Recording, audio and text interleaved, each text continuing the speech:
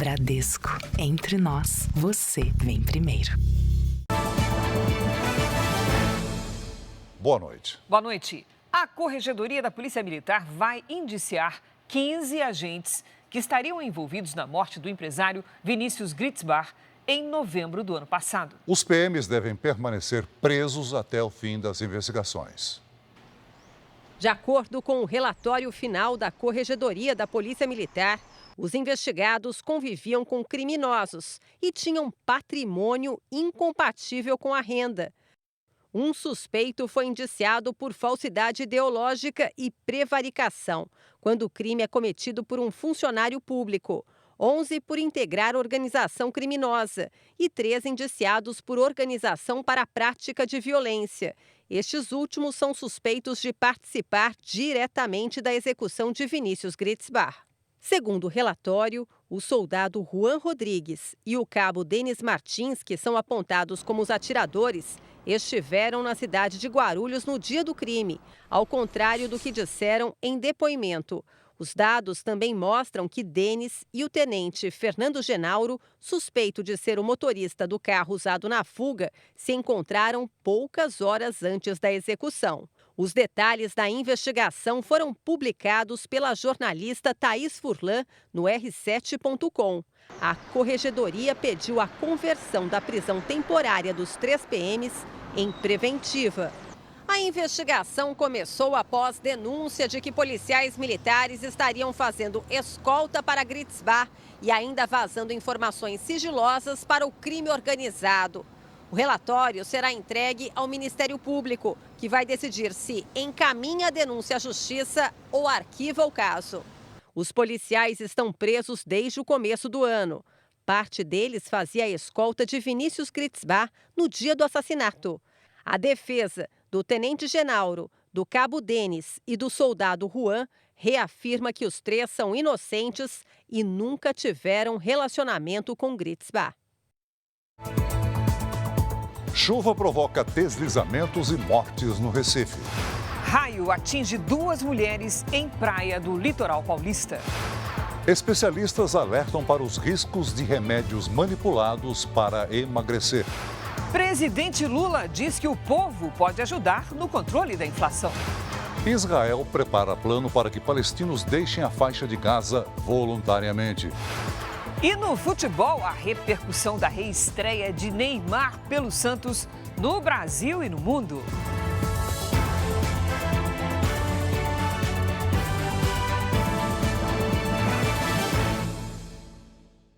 Oferecimento: Crédito Bradesco. Dinheiro na hora em 3 cliques pelo app.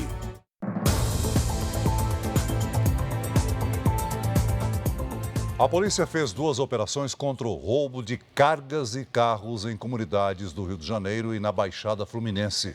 Durante uma das ações, foi apreendido um veículo de luxo com furos na blindagem, que serviam como suporte para apoiar fuzis dos criminosos. No Complexo da Maré, na zona norte do Rio, os agentes descobriram um escritório do Comando Vermelho, a maior facção criminosa do estado. Os computadores apreendidos serão periciados e podem conter dados de funcionários de empresas de transporte que eram aliciados pelos assaltantes. A polícia também espera acessar os nomes de quem recebe a carga roubada. Um carro apreendido chamou a atenção. Além de blindado, os furos no vidro são adaptados para dar visibilidade ao atirador da quadrilha. Em uma comunidade na Ilha do Governador, também na Zona Norte, houve confronto. 2 suspeitos morreram. Um deles é Vinícius da Silva Bento, de 32 anos, apontado como um dos principais ladrões de carro e de cargas do Rio. A ofensiva da polícia foi motivada pelos altos índices de roubos de cargas e veículos. No ano passado, foram mais de 3.400 ocorrências. As operações, que acontecem há meses aqui no Rio de Janeiro, dessa vez também foram realizadas em outros 4 estados: Ceará, Bahia, Goiás e Santa Catarina. Nós nos preocupamos agora com o rastreio financeiro do proveito desses crimes de roubo de cargas através das movimentações bancárias das suas facções criminosas. No complexo do Chapadão, outra comunidade da Zona Norte, os policiais localizaram um galpão. Lá, os veículos roubados eram desmontados e tinham as placas clonadas. Em Duque de Caxias, na Baixada Fluminense, a polícia localizou uma fábrica clandestina de óleo lubrificante para automóveis. Chove bastante em São Paulo desde o começo da noite. A capital paulista já registra pontos de alagamentos. Os maiores volumes foram registrados nas zonas norte, leste, oeste e no centro. A Defesa Civil emitiu um alerta severo nos telefones celulares dos moradores, informando sobre o alto risco para alagamentos e enxurradas. Ainda nesta edição, você acompanha novas informações desse temporal. O contato com a água das enchentes pode provocar doenças graves como a leptospirose. No Jardim Pantanal, zona leste de São Paulo, as ruas estão alagadas desde a sexta-feira passada e os moradores têm medo da contaminação. A barreira em frente à loja não foi suficiente para conter o avanço da enxurrada. Os moradores ainda sofrem com os efeitos das enchentes provocadas pelo temporal da última sexta-feira. Além do prejuízo material, a preocupação agora é com a saúde. É perigoso, ainda mais para a gente que teve que sair no meio dessa água, né? Já tomei as vacinas desde sábado, mas não vai ficar preocupação, porque a água está podre, dentro de casa lá está podre, porque a lama é muito fedida, né? Por isso que eu estou de máscara. Essa daqui foi uma das áreas mais atingidas do bairro. Aqui, pelo menos 12 casas foram invadidas pela enxurrada. Nesta, por exemplo, todos os cômodos ficaram alagados. Os moradores só conseguiram retornar depois que a água baixou. As famílias agora trabalham na limpeza, o que precisa ser feito com muito cuidado, já que essa lama trazida pela chuva pode ter muitas doenças. Dona Maria José usa luvas e botas para evitar contato direto com a água e a lama. Tenho medo de pegar essas doenças, de rato, essas coisas. De acordo com este infectologista, o contato com a água contaminada pode causar infecções intestinais, hepatite e a leptospirose, transmitida pela urina dos ratos. Nós vamos ter doenças que vão se manifestar com febre, com dores musculares, e a mais perigosa que é a leptospirose, que ela vai se manifestar com febre, com dores de cabeça, com dores musculares e mais para frente com manifestações de hemorragia pelo corpo. Segundo a prefeitura da capital, 12 pacientes foram levados preventivamente a uma unidade de pronto atendimento. Equipes de saúde aplicaram 830 doses de vacina contra difteria e tétano. O filho da Lucilene precisou ser internado. Foi medicado, mas ainda está em observação. Tenho muita fé em Deus, né, que não venha ser nada grave, mas a gente fica com aquela preocupação, né, que possa sim ser algo a mais. E subiu para 7 o número de mortes causadas pelos temporais no Recife. Hoje, uma moradora e a filha morreram soterradas depois que a casa delas desabou. O imóvel caiu ao ser atingido por uma barreira que deslizou. A dona de casa, Maria da Conceição, de 53 anos, e a filha, Nicole de Souza, de 23, estavam no local. Chovia forte na hora do desmoronamento. Lá na casa dela tem uma barreira. O barro, como desceu de cima, já pegou de cheio. Deu nem tempo de os dois sair. Cães farejadores ajudaram a encontrar as vítimas em meio aos destroços. Mesmo com a diminuição das chuvas e a maré mais baixa, muitas ruas aqui no Recife permaneceram assim, totalmente alagadas. Motoristas enfrentaram avenidas inundadas. Na zona oeste do Grande Recife, um jovem de 18 anos morreu depois de receber uma descarga elétrica ao encostar numa estrutura metálica durante a chuva. Eu só escutei os gritos. Minha mãe disse, corre, Bia, que me tá levando no choque. Aí foi na hora que eu corri.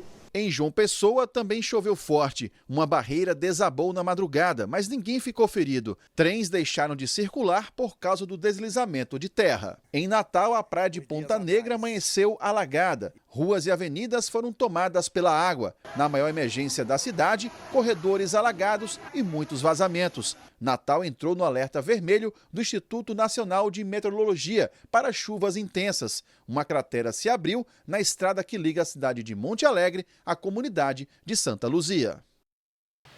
Pelo terceiro dia seguido, o Nordeste é a região que mais registra chuva no Brasil. Hora de conversar com a Lidiane Sayuri. Oi, Lid, boa noite. Alguma mudança prevista para esta sexta-feira? Olha, Cris, o Nordeste segue com temporais, mas a semana termina com tempo mais estável na região central. Boa noite para você. Oi, Celso, boa noite. E boa noite para você de casa. O Centro Nacional de Monitoramento e Alertas de Desastres Naturais, o CEMADEM, colocou as regiões metropolitanas de Natal, João Pessoa, Recife e Maceió em atenção para deslizamentos. Nestas capitais, a chuva forte pode cair em vários momentos do dia. Os volumes só diminuem no fim de semana. Em São Paulo, sexta-feira com alerta para temporais isolados à tarde. Esquenta até os 33 graus. No sábado e no domingo, chuva passageira no fim do dia e máximas entre os 30 e os 31 graus. Com o aguaceiro de hoje, municípios nordestinos quase triplicaram a média de chuva esperada para o mês inteiro. Neste momento, chove sobre os estados da região. Amanhã, o ar quente e úmido forma as nuvens carregadas entre as regiões norte e centro-oeste. Entre Santa Catarina, Paraná e São Paulo, o avanço de uma frente fria provoca temporais. Sexta tarde, com 31 graus em Porto Alegre. O Rio de Janeiro será a capital mais quente, com 38. Em Brasília, faz até 28. 32 em Teresina e até 30 em Manaus. Tempo delivery. A Salete é de Guarapuava, no Paraná. Bem-vinda, Salete. Sexta e sábado com chuva passageira à tarde e temperaturas amenas. Faz até 27 graus. No domingo, o tempo firme ajuda a esquentar até os 29 graus. A Edma é de Ituiutaba, Minas Gerais. Oi, Edma. Amanhã faz calor de 31 graus. No fim de semana, o tempo volta a ficar firme. Participar do Tempo Delivery é fácil. Poste sua mensagem nas redes sociais com o nome de uma cidade e a hashtag você no JR. Cris, Celso. Valeu, Lid. 8 pessoas sobreviveram à queda de um raio em Praia Grande, na Baixada Santista. Acidentes como esse são frequentes durante o verão. Quase 78 milhões de raios caem no Brasil todos os anos. Uma mulher desmaiada recebe ajuda de outras pessoas, logo após ser atingida por um raio. Ela foi socorrida com ferimentos leves e liberada horas depois. Cíntia, que trabalha em uma barraca na praia, também ficou ferida. Primeiro veio o barulho, aí quando eu e minha patroa olhamos para frente estava o clarão. E aí a gente caiu desmaiada, mas a gente voltou rápido. Até quem estava mais distante sentiu o impacto. Pegou a parte do meu braço, ficou dormente e minha perna também. A energia é muito grande, então pessoas próximas podem sentir a energia do raio. O raio caiu bem perto das barracas, aqui em Praia Grande, no litoral sul paulista. Ao menos 8 pessoas sentiram o impacto da descarga elétrica, mas nenhuma ficou ferida com gravidade. A geografia da praia, plana e aberta, favorece a incidência de raios. Qualquer sinal de tempestade se aproximando, fuja da praia, fuja do mar. Procure edificações, locais seguros, não se abrigue perto, debaixo de guarda-sóis, barracas. No Brasil, caem quase 78 milhões de raios todos os anos. Segundo o Ministério da Ciência e Tecnologia, em 10 anos, 800 pessoas morreram atingidas por raios no país. Os acidentes não são frequentes apenas nas praias. Em Goiânia, a queda de um raio foi registrada por uma câmera de segurança. O carro estava parado embaixo de uma árvore durante um temporal, quando foi atingido. Segundo o dono do veículo, o impacto da descarga elétrica foi tão violento que estourou os vidros e queimou o sistema elétrico. Mas o motorista não ficou ferido, graças a um princípio da física. O isolamento ocorre pelo princípio da gaiola de Faraday. A descarga elétrica é conduzida pela parte externa em direção ao solo. O físico britânico Michael Faraday comprovou a teoria no século XIX. Assim, não há perigo para os ocupantes se eles não tocarem nas partes metálicas e permanecerem dentro do veículo. O raio, ele só não é mais nocivo porque, além de você estar protegido pela gaiola de Faraday, ele é muito rápido. É um tempo médio de 4 milissegundos. Então, por ele ser muito rápido, a energia também é dissipada de maneira muito rápida. Veja ainda hoje, médicos alertam para o uso de medicamentos manipulados para emagrecer, vendidos pela internet.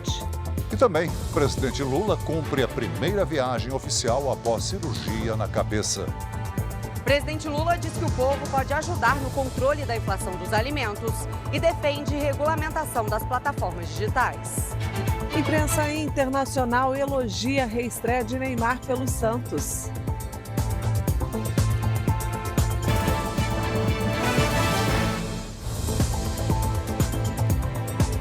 A rodada do Campeonato Paulista, que marcou a volta de Neymar ao Santos, foi cheia de gols. O Kleber Machado está aqui com a gente para falar sobre os jogos. Kleber, sobrou emoção. Sobrou. Oi, Cris, oi, Celso. Boa noite para você. Daqui a pouco tem tudo sobre a estreia do Neymar e foram muitos gols mesmo. 10 gols em 3 partidas, alguns muito bonitos. Só o São Paulo fez 4 e começa a mostrar um bom toque de bola, muito em função de um time recheado de talentos. A história de quadrado mágico começa a virar realidade no Morumbis. A prova foi a goleada sobre o Mirassol, que tem uma das melhores campanhas do Campeonato Paulista. Se apresentou muito bem, ganhou bem o clássico com um quarteto, aí teve um revés contra o Santos, perdeu. Mas assim, é dar jogo para os caras jogarem. O Oscar acabou de chegar, eu acho que a formação ideal do São Paulo passa muito por Oscar, Lucas, Caleri e Luciano. Oscar abriu o placar com esse belo gol. Ou será que foi uma tentativa de cruzamento? Eu acho que ele joga a bola ali em direção ao gol. Se alguém tocar na bola, essa é uma jogada super perigosa, o goleiro fica em dúvida. Mas assim, é um gol do Oscar, mas com participações assim dos coadjuvantes que foram na bola, não tocaram na bola, mas sempre é uma bola super perigosa. O Mirassol chegou a empatar com o Gabriel, mas o equilíbrio parou por aí. No fim do primeiro tempo, Caleri deu um carrinho e desencantou. O atacante estava há 9 jogos sem marcar. É importante que São Paulo ganhe, não quem faz o gol. É importante que serviu para abrir o marcador. Vitória consolidada no segundo tempo, quando o lateral Enzo Fernandes fez o terceiro, o primeiro dele com a camisa tricolor. E André Silva saiu do banco para fechar a goleada, 4-1. O Mirassol segue na segunda colocação do Grupo A com 15 pontos. O São Paulo foi a 13 pontos, na liderança isolada do Grupo C e agora se prepara para enfrentar o Bragantino no sábado. E depois da vitória, o clube deu mais uma boa notícia ao torcedor. Apresentou aqui no centro de treinamento um novo reforço para o Paulistão. O lateral esquerdo Wendel, que estava no Porto de Portugal. Estou super feliz de estar aqui, espero dar tudo e que esse ano seja um ano de muitas vitórias para nós. Ainda ontem, pelo Campeonato Paulista, a Ponte Preta enfrentou o Noroeste, na cidade de Bauru. Bruno Lopes abriu o placar para o time de Campinas. No segundo tempo, pênalti para a Ponte, só marcado depois do juiz ter conferido o VAR. Bruno Lopes, de novo, fez 2-0. Pedro Felipe aproveitou o vacilo da zaga da Ponte e diminuiu para o time da casa. Noroeste 1, Ponte Preta 2. Está marcado para hoje um dos maiores clássicos do futebol brasileiro pelo Campeonato Paulista. É o clássico Palmeiras e Corinthians no estádio do Palmeiras. Mas, como você viu aqui no Jornal da Record, já a chuva tem marcado presença todo dia em São Paulo. E tem participado também das rodadas do Campeonato Paulista. O Jean Brandão está ao vivo no Allianz Parque, no estádio do Palmeiras. O jogo, agora são 20 horas e 21 minutos. O jogo era para ter começado às 20 horas. Há uma esperança de que o jogo comece 8h30 da noite. Jean, boa noite.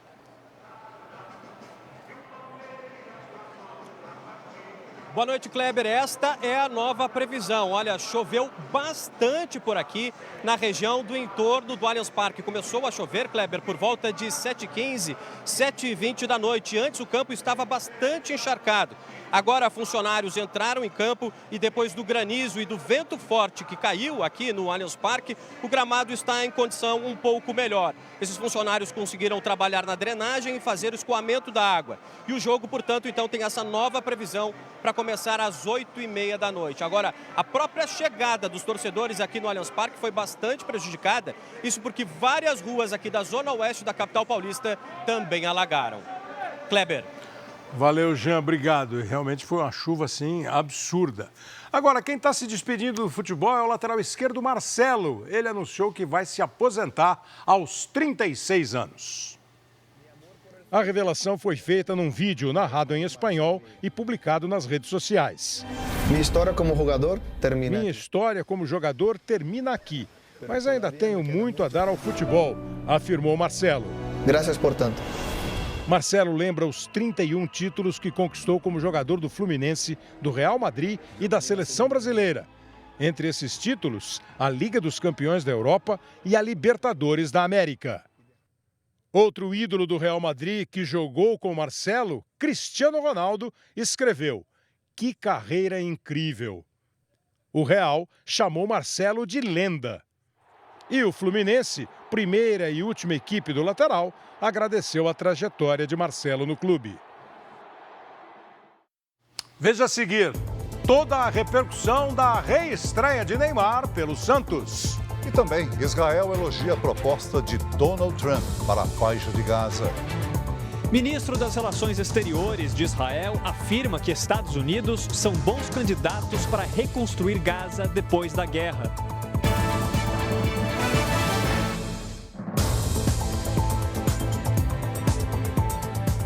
Especialistas alertam para o uso de medicamentos manipulados para emagrecer, que são vendidos pela internet. São produtos de origem duvidosa que não passam pela fiscalização da Anvisa. Na luta para perder peso, a Lilian comprou um composto manipulado indicado por amigas. Tomou por um mês, não conseguiu resultado e ainda passou muito mal. Irritabilidade, tontura, náusea, taquicardia, me levou à trombose. Muitos anunciantes usam o nome do princípio ativo do medicamento. O que é vendido na farmácia de manipulação, você não sabe de onde vem e qual substância é. Tem dois problemas aí. Primeiro, você não saber o que tem lá dentro. E outra, quando você usa a medicação na dosagem errada, você pode ter uma intoxicação. A medicação manipulada não passa pela fiscalização da Agência Nacional de Vigilância Sanitária e pode ser uma mistura perigosa. Provavelmente, muitas vezes tem mistura de laxante para as pessoas irem mais no banheiro, ou de diurético para a pessoa perder mais água, né? E ela tem aquela falsa ilusão que ela está perdendo peso à custa de massa gorda. A Sociedade Brasileira de Endocrinologia e Metabologia alerta que versões alternativas de medicamentos não autorizadas pela Anvisa podem oferecer risco à saúde, com efeitos colaterais graves, como desidratação aguda. A orientação é evitar produtos de origem duvidosa e denunciar anúncios irregulares na internet. Existe um comércio irregular de venda indiscriminada pela internet e até mesmo de alguns médicos que estão utilizando esses produtos manipulados, às vezes injetando no próprio consultório. O especialista acrescenta que, além da orientação médica, é mais seguro comprar o medicamento em farmácias convencionais. Esse produto manipulado pode ter dosagem muito abaixo ou muito acima, até 5 vezes acima da dosagem informada, contaminação bacteriana. Se você vê realmente que o preço está muito barato, algo está errado. Ou não tem a medicação, ou ela está diluída, ou alguma outra substância. Você precisou ir para o hospital passando mal? Várias vezes.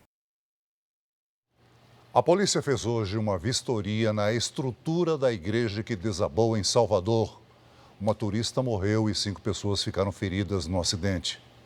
Equipes da Polícia Federal e da Polícia Civil estiveram na igreja durante todo o dia. Os agentes realizaram a perícia para apurar as causas da queda de parte do teto. O acidente matou a turista paulista Júlia Panchoni Rigueto, de 26 anos. No dia seguinte ao desabamento, a igreja ficou fechada. Ontem, vítimas e testemunhas prestaram depoimento. Segundo a polícia, ainda não há prazo para a conclusão do inquérito. Pode ter acontecido um homicídio, provavelmente culposo, uma lesão provavelmente culposa e os danos.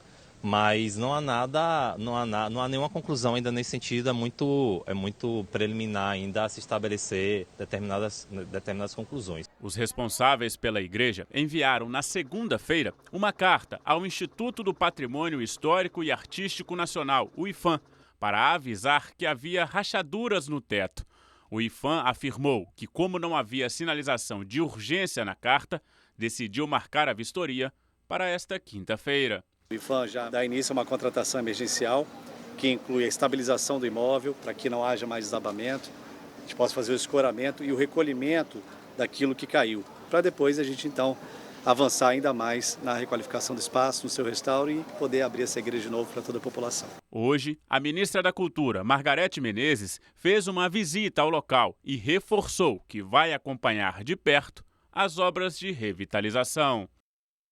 Na primeira viagem oficial depois da cirurgia na cabeça, o presidente Lula esteve hoje no Rio de Janeiro. Ele participou da reinauguração da área de emergência do maior hospital da Federação do Rio, na zona norte da cidade.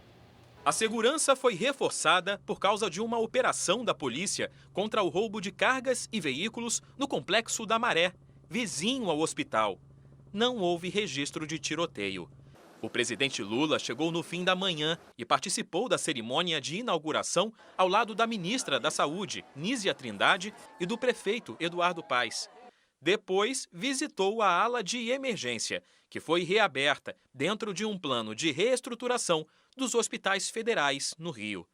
O Hospital Federal de Bom Sucesso é o maior da rede e referência em cirurgias de média e alta complexidade. A unidade pode atender a 423 pacientes simultaneamente, mas metade dos leitos estava inativa nos últimos anos por problemas estruturais e falta de funcionários. A emergência chegou a funcionar em contêineres e estava fechada desde 2020, após o incêndio. Em outubro do ano passado, a unidade passou a ser administrada por uma entidade pública, vinculada ao Ministério da Saúde. Há uma semana, 118 leitos foram reabertos. Na emergência, reinaugurada hoje, serão priorizados casos mais críticos, transferidos de outras unidades. O setor tem 50 leitos. Hoje não é só a reabertura da emergência do Hospital de Bom Sucesso, é a entrega plena de um hospital de referência, de qualidade para a nossa população. O presidente Lula criticou a ausência do governador do Rio, Cláudio Castro, apesar de ter sido convidado. Procurado, o governador afirmou que estava voltando de Brasília, onde se encontrou com ministros e com os presidentes da Câmara e do Senado. Durante discurso, Lula também criticou interferências políticas nos hospitais e prometeu transformar as 6 unidades da rede federal no Rio em centros de excelência e motivos de orgulho até o ano que vem. Aqui no Hospital de Bom Sucesso serão investidos mais de 260 milhões de reais. Vamos fazer um centro de imagem para que o povo pobre que vier aqui tenha direito a fazer uma tomografia, tenha direito a fazer um PET scan, tenha direito a fazer uma ressonância magnética, como eu como presidente tem, o Eduardo como prefeito tem e a Lina como ministra tem. Todo mundo tem direito a ser tratado com respeito.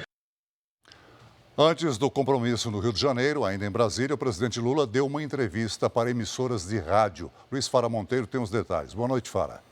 Oi, Celso. Boa noite a você, a Cris e a todos que acompanham o Jornal da Record.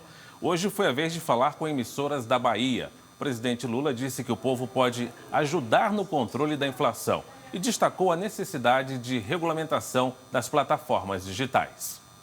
Na entrevista, Lula disse que o povo pode procurar produtos mais baratos para ajudar no controle dos preços dos alimentos. Uma das coisas mais importantes para que a gente possa controlar o preço é o próprio povo. Você sabe disso. Se você vai no supermercado aí em Salvador e você desconfia que tal produto está caro, você não compra. Ora, se todo mundo tiver essa consciência e não comprar aquilo que ele acha que está caro, quem está vendendo vai ter que baixar para vender, porque senão vai estragar. O presidente ainda justificou a inflação dos alimentos pela alta do dólar, o aumento da exportação de produtos e a gestão do ex-presidente do Banco Central, Roberto Campos Neto. Nós tivemos um aumento do dólar porque a gente teve um Banco Central totalmente irresponsável, que deixou uma arapuca que a gente não pode desmontar de uma hora para outra. Lula também falou sobre a queda do teto de uma igreja na capital baiana. O imóvel, muito visitado por turistas, era tombado pelo patrimônio público. Eu vejo um monte de prédio tombado na Bahia, em Pernambuco, no Rio de Janeiro e em São Paulo, e o cidadão que fez o tombamento não coloca um orçamento para que isso seja, conservado. Você tomba e a coisa vai apodrecendo, a coisa vai envelhecendo, a coisa vai caindo. Ora, então para quê? O presidente, com mais essa entrevista, dá continuidade à nova estratégia de comunicação. O objetivo é se aproximar do eleitor e reverter um cenário de queda de popularidade, especialmente no Nordeste. A regulamentação das redes sociais também foi defendida por Lula. Ele afirmou que, se o Congresso não legislar, o assunto será resolvido pelo Supremo Tribunal Federal. Não é possível que numa imprensa escrita, numa televisão, normal, o cidadão falou uma bobagem, ele é punido. Tem lei para isso. E no digital não tem lei. O nosso Congresso Nacional tem responsabilidade e vai ter que colocar isso para regular. Se não for o caso, a Suprema Corte vai ter que regular, porque é preciso moralizar. O ex-presidente do Banco Central foi procurado para comentar a declaração do presidente Lula, mas não respondeu aos nossos contatos. Lula viaja na manhã desta sexta-feira até Paramirim, no interior da Bahia. Ele participa do evento Água para Todos, quando vão ser anunciados recursos para a infraestrutura do Estado. Outras notícias de Brasília você pode acessar no r7.com. Celso. Obrigado, Farah. E hoje o dólar fechou no menor valor desde novembro. A queda foi de 0,52%, com a moeda cotada a R$ 5,76. Já o principal índice da Bolsa de Valores de São Paulo subiu 0,55% aos 126 mil pontos. Os investidores acompanharam a divulgação de dados americanos sobre o emprego, que pode levar à queda dos juros nos Estados Unidos. Uma empresa de serviços públicos da Califórnia declarou que uma falha num equipamento foi a causa provável do início de um incêndio florestal em Los Angeles. A empresa revelou ainda que investiga se uma linha de energia desativada teria espalhado as chamas. A sequência de incêndios devastou uma área equivalente a 23 mil campos de futebol e matou 29 pessoas. Janeiro de 2025 foi o mais quente da história, segundo o Observatório Europeu do Clima. Houve um aumento de 1,75 graus centígrado em comparação com o mesmo mês desde o período pré-industrial no século XIX. Os trabalhadores já podem consultar se têm direito ao abono salarial do PIS/PASEP em 2025. Já está conosco a Patrícia Lages. Oi, Pati, boa noite. O benefício vai começar a ser pago ainda este mês? Isso mesmo, Cris. O pagamento é escalonado, mas começa já a partir desse mês. Boa noite para você, boa noite, Celso, e boa noite para você de casa. Vamos ver os requisitos necessários para receber. O abono salarial é pago aos trabalhadores da iniciativa privada pelo PIS e os servidores públicos recebem pelo PASEP. Para ter direito, é preciso ter trabalhado ao menos 30 dias com carteira assinada no ano base de 2023. E a remuneração deve ter sido de até 2 salários mínimos, o que na época correspondia a R$ 2.640. Além disso, é necessário estar inscrito no PIS ou no PASEP há pelo menos 5 anos. E os dados do trabalhador devem estar corretos nos documentos enviados pelo empregador. O valor varia conforme o número de meses trabalhados e vai de R$ 110 até um salário mínimo que em 2023 era de R$ 1.320. Ô, Pati, como é que vai ser o calendário do pagamento e onde é que o trabalhador pode fazer a consulta? Conta pra gente. Vamos ver, Cris. Olha só, o calendário segue o mês de nascimento do beneficiário. Então, os nascidos em janeiro começam a receber já em fevereiro, a partir do dia 17. Na sequência, vem quem nasceu em fevereiro, que vai receber a partir de 17 de março e assim por diante. Os últimos pagamentos serão em 15 de agosto para os nascidos em novembro e dezembro. O prazo máximo para sacar o benefício termina em 29 de dezembro. E o trabalhador pode fazer a consulta de várias formas, através do aplicativo Carteira de Trabalho Digital, no portal gov.br ou no Alô Trabalho, que é o telefone 158. Para mais informações, acesse o r7.com. Cris, Celso. Obrigada, Pati. Valeu, Pati. O presidente dos Estados Unidos anunciou que vai criar um escritório na Casa Branca para combater o preconceito contra cristãos. O anúncio foi feito em um evento anual em Washington que reúne congressistas, empresários e personalidades da elite americana. Segundo Donald Trump, a missão desta força-tarefa será deter imediatamente todas as formas de discriminação e perseguição anticristãs dentro do governo federal. Trump disse que a procuradora-geral Pam Bondi, que tomou posse ontem, vai comandar esse escritório. No mesmo evento, o presidente americano voltou a falar sobre a tentativa de homicídio que sofreu em julho do ano passado, num comício na Pensilvânia. O republicano disse que algo mudou nele. Eu me sinto ainda mais forte. Eu acreditava em Deus, mas me sinto muito mais forte sobre isso, afirmou. O presidente também assinou uma ordem executiva para sancionar o Tribunal Penal Internacional por ataques aos Estados Unidos e aliados, como Israel. A medida prevê sanções financeiras e diplomáticas contra indivíduos e familiares que ajudarem nas investigações da corte sobre cidadãos americanos ou aliados do país. Nesta semana, o primeiro-ministro de Israel, Benjamin Netanyahu, está em uma viagem oficial a Washington. Hoje ele se reuniu com congressistas e ontem foi recebido no Pentágono pelo secretário de Defesa Pete Hegseth.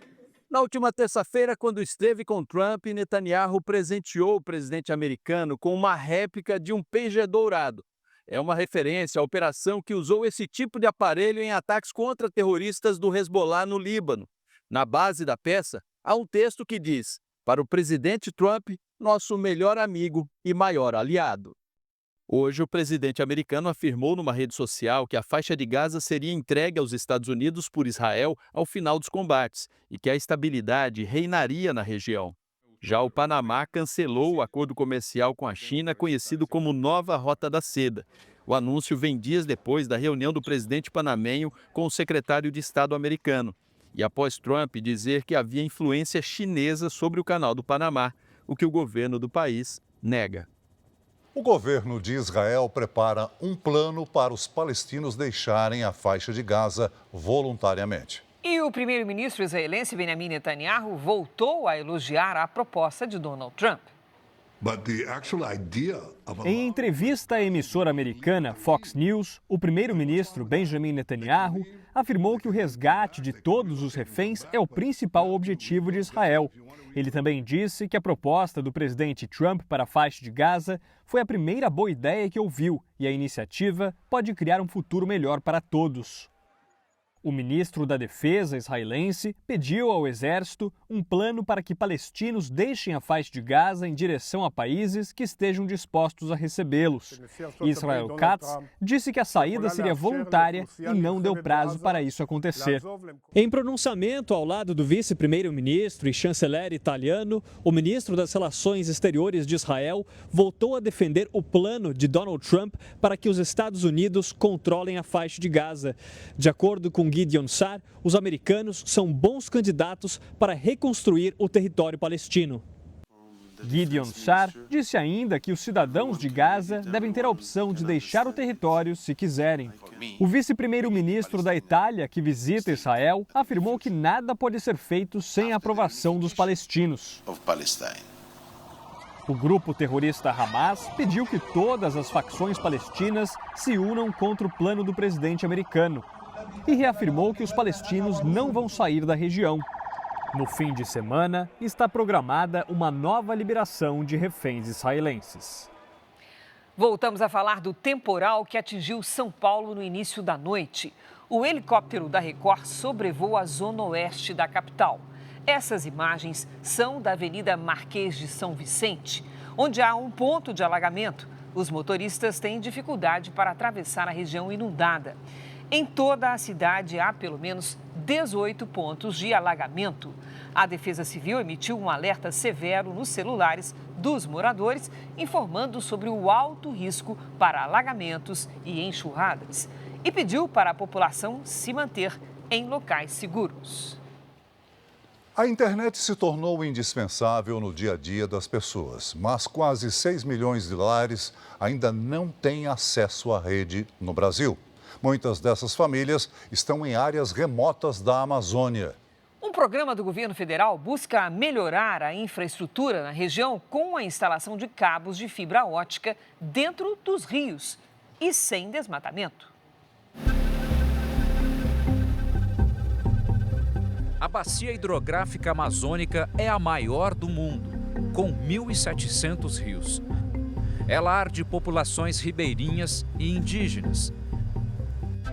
E é nas águas do Rio Solimões que um gigante de ferro e aço flutua. A embarcação, ancorada no município de Tefé, no interior do Amazonas, transporta uma carga valiosa.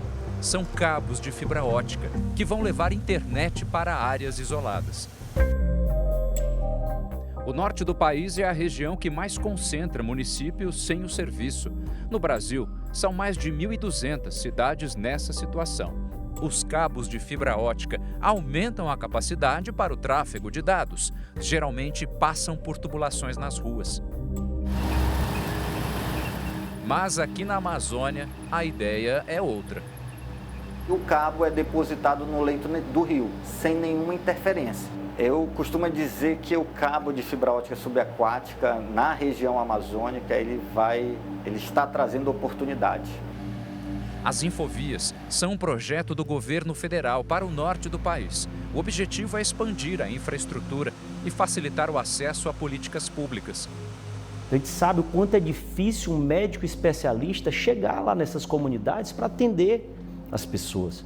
E através da telemedicina isso pode ser uma realidade. Hoje não há inclusão social sem inclusão digital.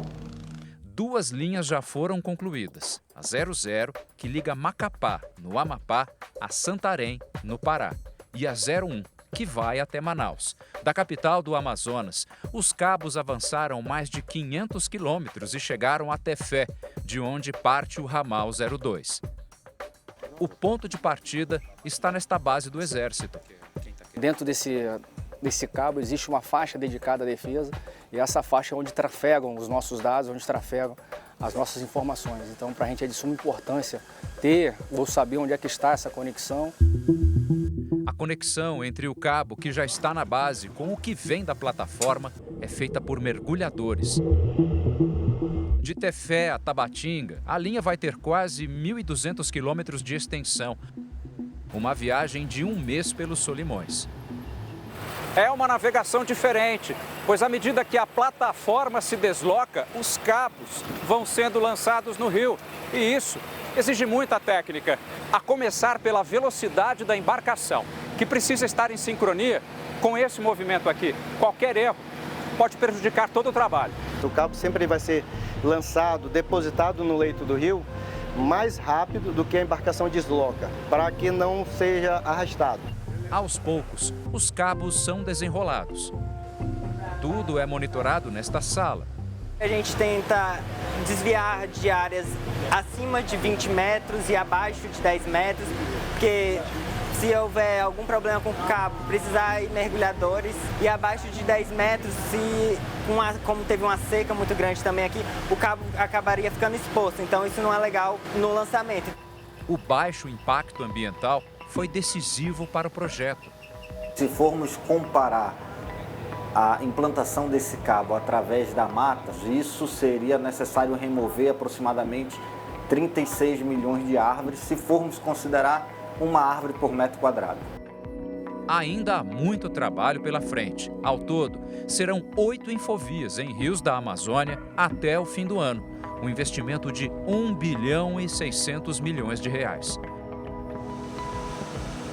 O programa Norte Conectado vai beneficiar cerca de 10 milhões de pessoas em 59 cidades. Um estudo da Universidade Federal do Rio de Janeiro apontou que as redes sociais ganham dinheiro com anúncios falsos que divulgam mentiras sobre a cobrança de taxas sobre o Pix. Um vídeo falso com a imagem do ministro da Fazenda deu início a uma onda de desinformação sobre a taxação do Pix, algo que não foi cogitado pelo governo. Golpistas aproveitaram a repercussão e criaram novos vídeos utilizando a inteligência artificial com imagens de instituições e figuras públicas, como o próprio Fernando Haddad e o vice-presidente Geraldo Alckmin. Eles usam essas pessoas, a imagem delas, para poder aplicar o golpe.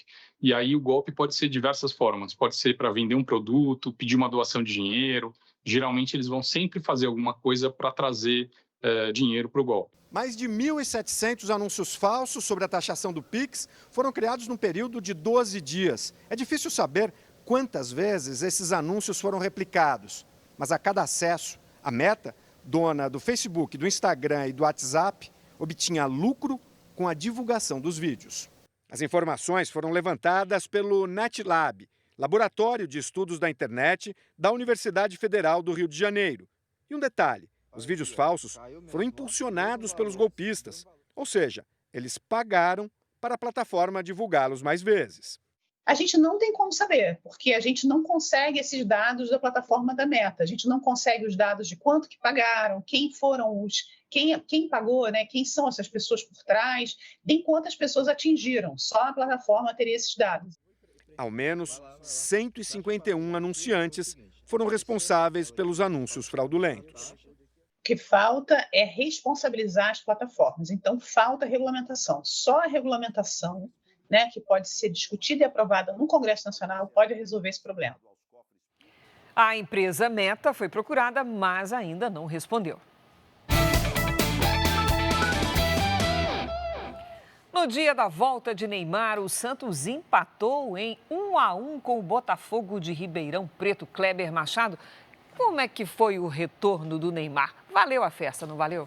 Foi bom. Até acho melhor do que se imaginava na movimentação, ainda com alguma dificuldade, como ele mesmo disse, de ritmo. A torcida do Santos estava curtindo a festa. Não gostou muito do empate 1-1, mas, na verdade, o que valeu mais no jogo contra o Botafogo de Ribeirão foi exatamente a festa para Neymar, que retorna à Vila Belmiro depois de 12 anos. Neymar arrasta multidões, torcedores de todas as idades e famosos. Por onde o craque passava, câmeras acompanhavam. Ele fez o aquecimento com os jogadores, mas na hora do jogo, uma cena rara. Neymar começou no banco de reservas, sofreu sem tocar na bola e vibrou quando Tiquinho fez 1-0 de pênalti. O momento mais aguardado da noite aconteceu no segundo tempo. E entra e recebe do Pituca a abraçadeira de capitão. Neymar jogou por 45 minutos, mais do que se esperava e menos do que todo mundo acredita que ele pode fazer. Mas como ele quase não jogou desde outubro de 2023 por conta de uma lesão no joelho esquerdo, o campo fica grande demais para quem está longe da forma física ideal. E para o campo voltar a ter o tamanho normal, é preciso treino e paciência. Eu preciso de minutos, preciso de jogos. Não estou 100%, mas acho que fiz um bom jogo hoje. Eu não esperava correr esse tanto. Em campo, ele foi alvo dos adversários e até da bola. Mas Neymar foi Neymar. Buscou o jogo e participou dos principais lances. E quase coroou a noite. Arrumou, jogou para o pé esquerdo, deu mais um drible, outro para a canhota, bateu pro... O Botafogo empatou com Alexandre Jesus, que comemorou o gol imitando Neymar. Mas a noite tinha um dono, que vestiu pela primeira vez a histórica camisa 10 do Santos. Claro que está faltando tempo de reação, ritmo e competitividade. Isso só virá com o tempo, mas acho que deixa um saldo positivo e a esperança de jogos e dias melhores para a torcida do Santos. Os torcedores sonham acordados com o príncipe da vila, que voltou ao Santos como tinha prometido, para preocupação ou fascínio dos adversários. Agradeço o carinho de todos os jogadores. Eles vieram tirar comigo, eu falei, agora vocês querem tirar foto, né? Vocês estavam me dando pancada pra caramba, vocês quase me arrancaram o tornozelo. Deram risada, mas faz parte. Eu sei que dentro de campo vão ser assim. Faz parte. E essa volta do Neymar ao Santos também foi destaque na mídia internacional. Os jornais ressaltaram a boa atuação do craque. A volta de Neymar ao futebol brasileiro despertou a curiosidade de torcedores em vários países do mundo. Eles querem saber se o craque vai conseguir retomar o bom futebol no clube em que ele começou a carreira. Lances brilhantes e promissores, destacou o jornal espanhol AS, ao se referir aos primeiros 45 minutos de Neymar em campo. O jornal ainda lembrou as faltas duras sofridas pelo jogador. Ele voltou a campo após 3 meses fora dos gramados por causa de uma lesão na coxa. O francês L'Équipe disse que, embora não tenha conseguido evitar o empate contra o Botafogo, o brasileiro deu show e encantou até adversários que pediram para tirar fotos com a estrela no fim da partida. Neymar também ganhou elogios da mídia britânica. A maior rede de TV inglesa chamou a atuação do brasileiro de impressionante. E o contrato de 6 meses com o Santos gera especulação por aqui. Já se fala, inclusive, que o atacante teria planos de voltar ao futebol europeu ainda neste ano. O jornal Marca, de Barcelona, lembrou que o ídolo santista teve a honra de vestir a camisa 10 de Pelé, que não era usada desde a morte do rei do futebol.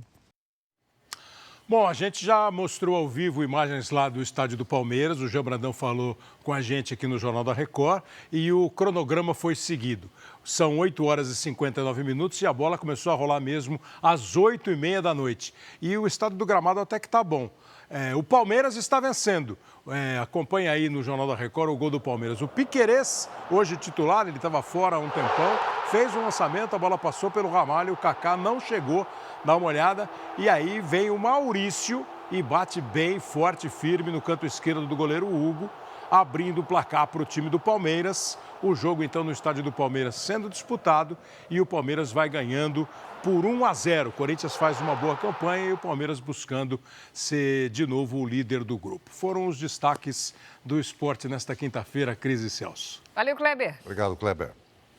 Essa edição termina aqui, à 00h30 tem mais Jornal da Record. Você fica agora com a novela Força de Mulher e logo depois de Gênesis tem a série Reis. Não perca. Ótima noite para você. Boa noite.